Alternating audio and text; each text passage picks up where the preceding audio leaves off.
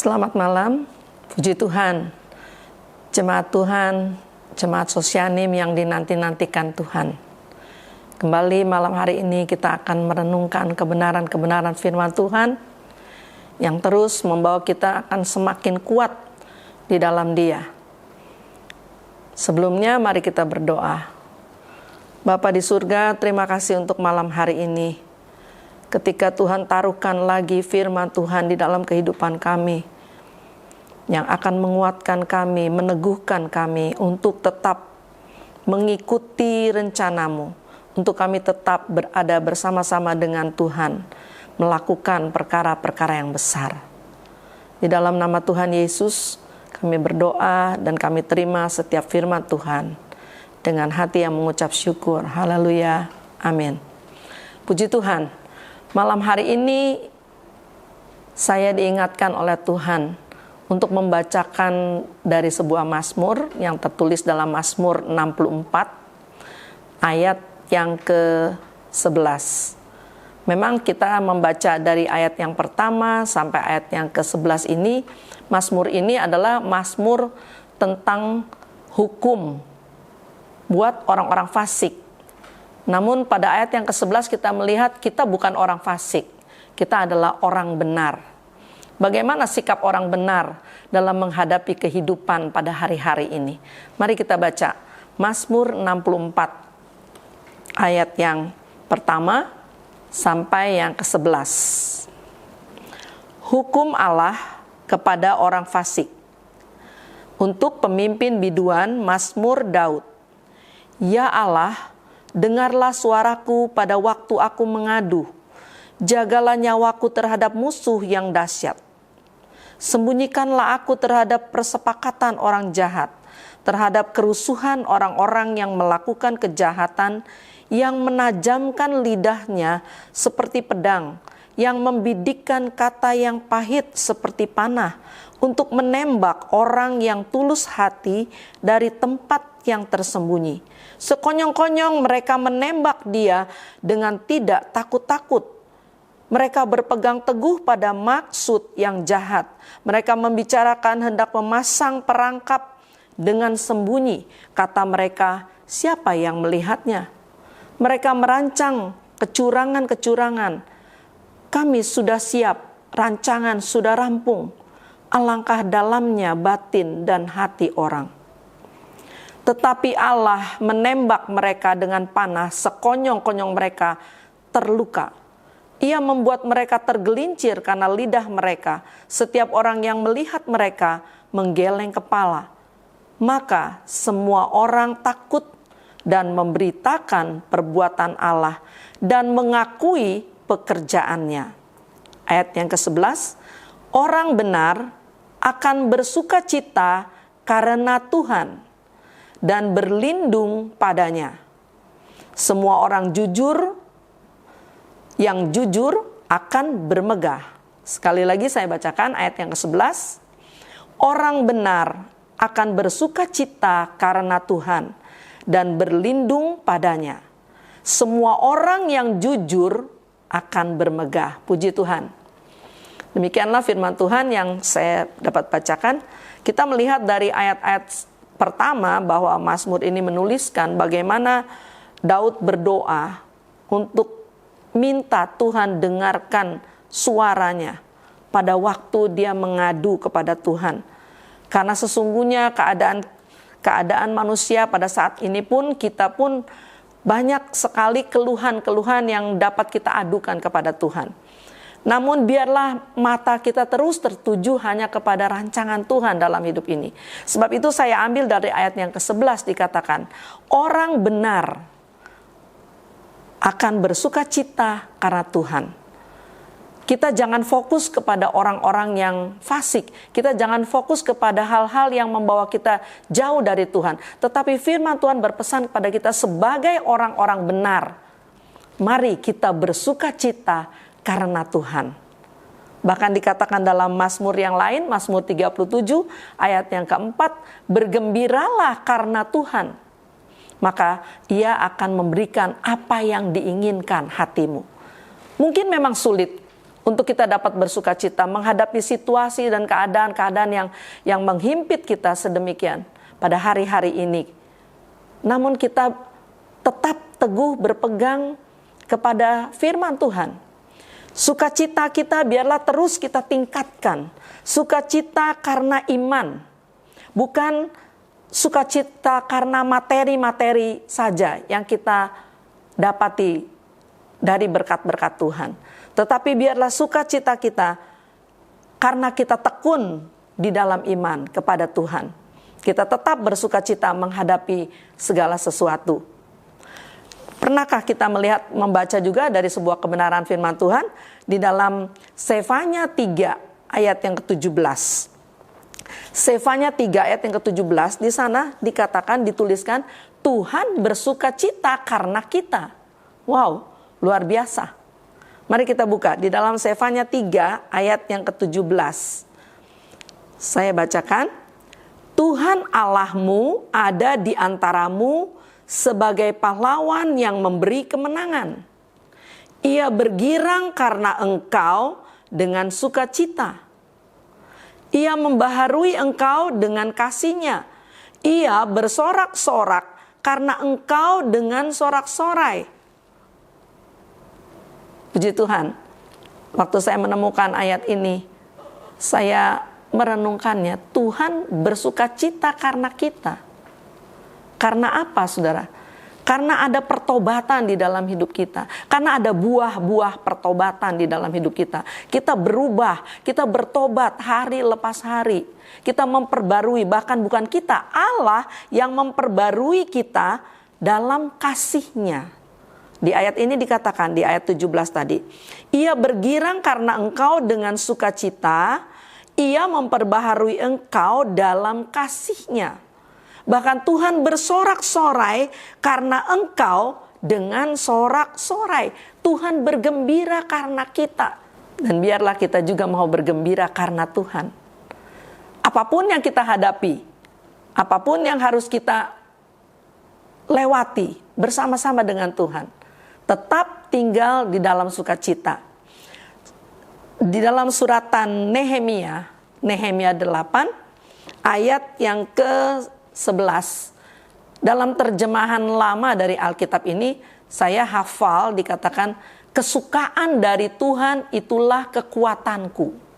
Namun dalam terjemahan yang baru, dalam terjemahan sekarang, mari kita buka dalam Nehemia 8 ayat yang ke-11. Lalu berkatalah ia kepada mereka, pergilah kamu, makanlah sedap-sedapan dan minumlah minuman manis, dan kirimlah sebagian kepada mereka yang tidak sedia apa-apa. Karena hari ini adalah kudus bagi Tuhan kita. Jangan kamu bersusah hati, sebab sukacita karena Tuhan itulah perlindunganmu.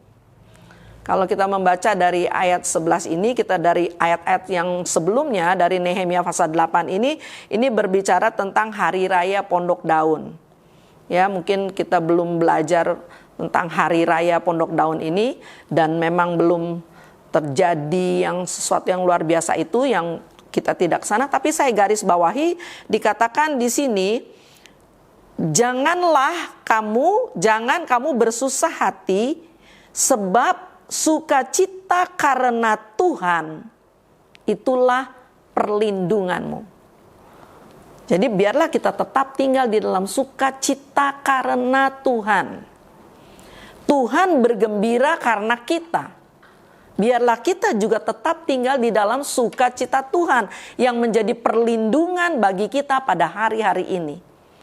Ketika kita tinggal dalam sukacita Tuhan, percayalah, kekuatan dari Tuhan, sukacita yang adalah kekuatan Tuhan itu menjadi bagian kita untuk kita mampu menghadapi banyak hal yang seringkali tidak dapat kita pikirkan dengan akal kita. Bahkan sukacita Tuhan menyebabkan Dia itu melimpahi kita dengan keberuntungan. Jadi kalau kita tinggal di dalam sukacita Tuhan, kita ada di dalam keberuntungannya Tuhan. Itu tertulis di dalam Ulangan 30 ayat yang ke-9. Ya, di dalam Ulangan 30 ayat yang ke-9 di sana ditulis, Tuhan Allahmu akan melimpahi engkau dengan kebaikan dalam segala pekerjaanmu, dalam buah kandunganmu, dalam hasil ternakmu, dan dalam hasil bumimu. Sebab Tuhan Allahmu akan bergirang kembali karena engkau dalam keberuntunganmu. Ia bergirang karena nenek moyangmu dahulu. Apabila engkau mendengarkan suara Tuhan Allahmu dengan berpegang pada perintah dan ketetapannya yang tertulis dalam kitab Taurat ini, dan apabila engkau berbalik kepada Tuhan Allahmu dengan segenap hatimu dan dengan segenap jiwamu. Dari ayat ini, dari Ulangan 30 ayat yang ke-9 bahkan sampai yang ke-10, biarlah kita ambil waktu lagi nanti lebih banyak saudara dapat membaca, merenungkannya kembali. Namun ayat-ayat ini sungguh menguatkan saya bahwa Tuhan tidak menghendaki kecelakaan buat kita. Dia selalu menghendaki keberuntungan buat kita. Namun bagaimana kita memperoleh itu? Kita renungkan firman Tuhan.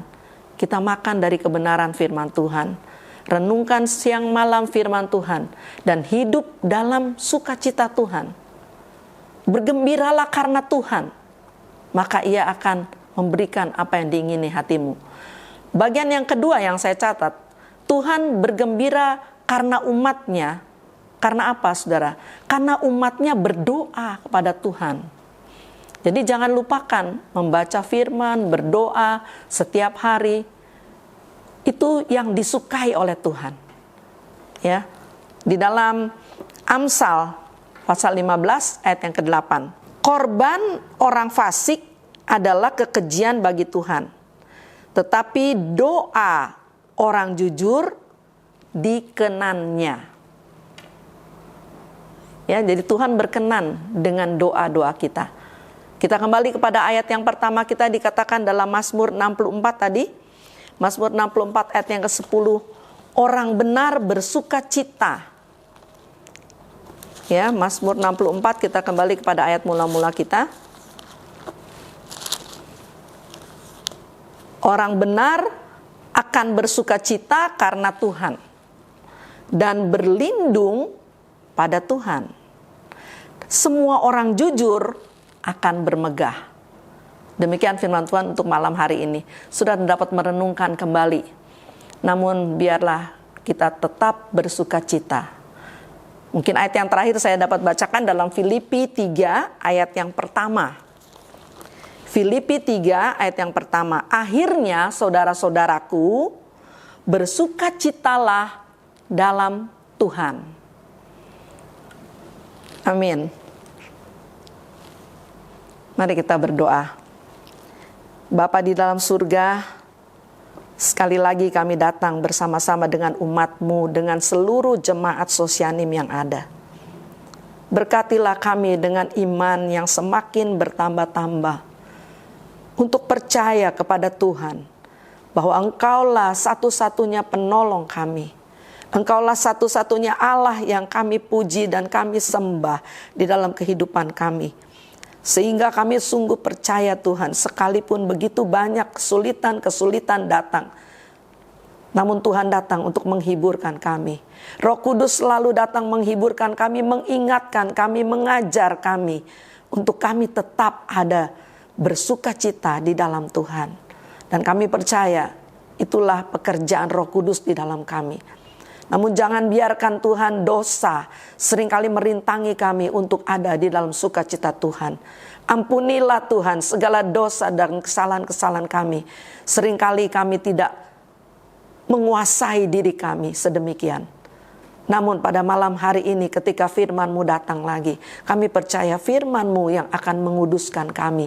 Firman-Mu yang akan memisahkan kehidupan kami, untuk kami tetap menjadi orang-orang benar di hadapan Tuhan. Sehingga kami dapat bersuka cita di hadapan Tuhan. Menghadapi apapun, biarlah Tuhan kehendak-Mu yang jadi di dalam setiap pribadi-pribadi kami. Berkati iman-iman umat-umat Tuhan yang terus bersandar dan berharap kepada Tuhan.